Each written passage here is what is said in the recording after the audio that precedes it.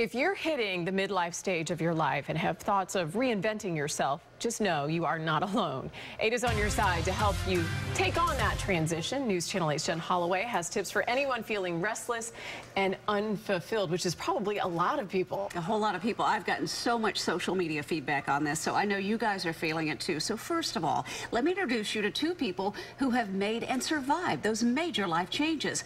Also, I have expert advice from a professional. She's a small-town girl and Loyola graduate who took a chance on the bright lights of L.A. I love working, and maybe that goes back to my ambition. Like, I still feel like I haven't completely accomplished everything I want. Rhonda Shear's first big splash in Hollywood was being picked as a Playboy playmate. Then after signing with the Dick Clark agency, she landed as the star of USA's Up All Night series. Next on USA, up,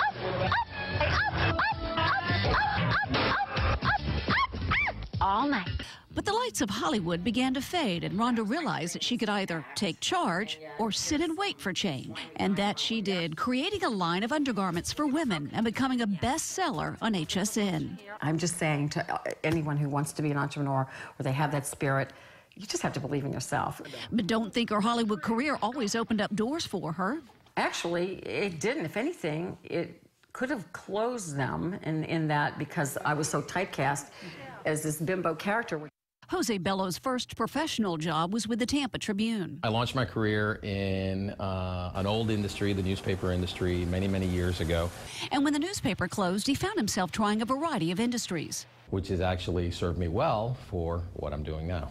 These days, he's working with a global firm based in Tampa called Blue Line Associates. He opens up doors to new clients who want to create customized strategies and staffing to build profits.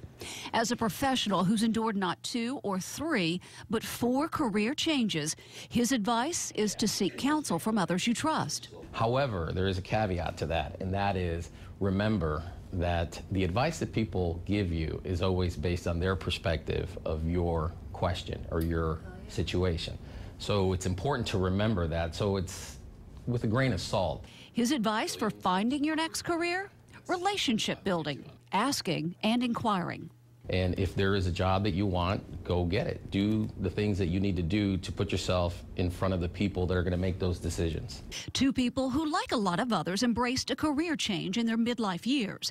Both took the bull by the horns, so to speak, and found a new happiness. Something life counselor Julie Teeling says don't be afraid of. And when it comes to a career change, Teeling says think big. Dream as big as you can first, because you can always taper down. So what's the one profession she sees the most people taking a break from? Attorney. It's a tough business if you're not really all in. So that one for sure. What's the worst that'll happen? How many times have I reached out in my Hollywood career or in any career that I've done in school and been told no? 1,000,000 times.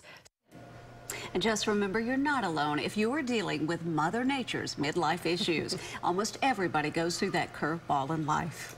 Definitely. Now, I know you talked to one of our former News Channel 8 co-workers, one of my favorites. Steve Overton, the man who really originated the 8 on Your Side series. Yeah. And since retiring from here, he's taken on a financial role with Morgan Stanley. He says, look at what you do in your spare time. Figure out what your hobbies are. And probably it's something that you love. So find a way to turn that hobby and what you love into a career. The hardest part is covering all your bills while you're figuring out how to make the transition. Have a backup plan. All right. Thank you, Jen. Our digital team has put together more help on managing midlife on WFLA.com and social media. You can read Jen's full story and share the 8 signs you may be going through a midlife crisis.